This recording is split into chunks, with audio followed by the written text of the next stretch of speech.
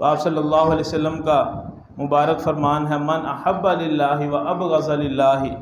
و اعطى للہ و منع للہ فقد استکمل الایمان، کہ جس شخص نے کسی سے محبت رکھی اللہ تعالیٰ کی رضا کی خاطر، و ابغض للہ کسی سے عداوت اور دشمنی رکھی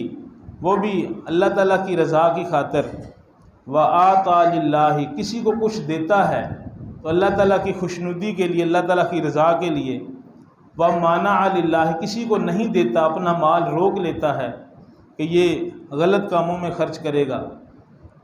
و منع للہ کسی سے مال اپنا روکتا ہے تو وہ بھی اللہ کے لیے، اللہ کی رضا کے لیے، فقد استکمل الایمان، تو ایسے بندے کا ایمان بھی کامل اور مکمل ہے۔ انسان کی زندگی میں یہ 4 موقع ہی بار بار آتے ہیں، کسی سے یا محبت رکھے گا یا کسی سے عداوت اور دشمنی رکھے گا، تو یہ دونوں موقعوں پر اللہ تعالیٰ کی رضا، اللہ تعالیٰ کی خوشنودی کو مد نظر رکھتا ہے۔ وَآتَى لِلَّهِ وَمَنَعَ لِلَّهِ کسی کو دیتا ہے یا نہیں دیتا، دونوں موقعوں پر اللہ تعالیٰ کی رضا کو مد نظر رکھتا ہے۔ تو جناب نبی کریم صلی اللہ علیہ وسلم نے فرمایا فَقَدْ اسْتَكْمَلَ الْإِيمَانَ،